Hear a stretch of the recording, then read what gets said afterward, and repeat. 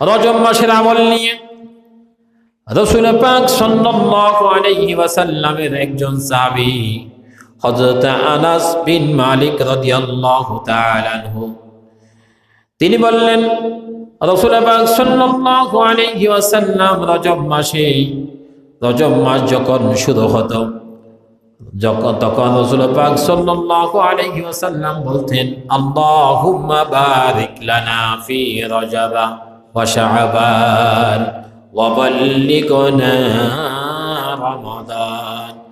আমার নবীজি যখন রজব মাস চলে আসতেন, আমার নবী তখন আল্লাহ তাআলার কাছে দোয়া করতেন এবং উম্মতে মুহাম্মাদকে বলে দিলেন, তোমরা দোয়া করো, আমিও দোয়া করি, আমিও রজব মাসে দোয়া করি, তোমরাও দোয়া করো।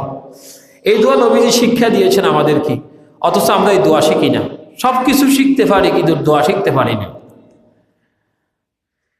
এই দোয়ার অর্থ হচ্ছে রজব এবং শাবান দুইটা মাসের মধ্যে আল্লাহ আমাদের জন্য বরকত দান করো, রমজান মাস পর্যন্ত আমাদেরকে হায়াত দান করো।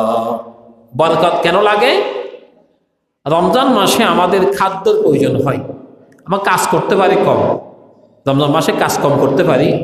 এই জন্য আল্লাহ এই দুইটা মাসের মধ্যে আমাদেরকে বরকত দান করুন, যাতে করে রমজান মুবারক মাসের মধ্যে আমরা খাবার খেতে পারি, ইফতার করতে পারি, সাহারি খেতে পারি, সুস্থতার সাথে আপনার বন্দগি করতে পারি। এই জন্য আমাদেরকে এই দুইটা মাসের মধ্যে বরকত দান করে বলেন সুবহানাল্লাহ। রমজান মাস পর্যন্ত আল্লাহ আমাদেরকে হায়াত দান করেন। কেন হায়াত দান করার জন্য বলেছেন?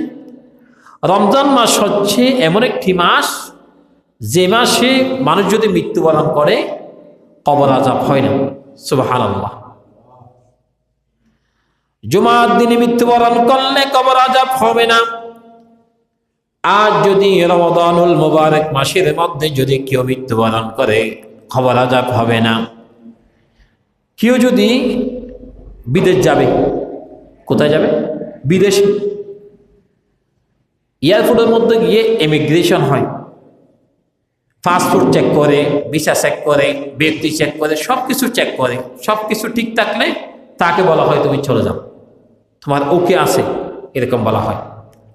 তো ওই ব্যক্তি বিমানের মধ্যে উঠে সিটের মধ্যে বসে থাকে। যদি ঘুমিয়ে থাকে, বিমানটা তিনি যেখানে যাবে সেখানে পৌঁছিয়ে দিবেন, দিবেন না? দিবেন।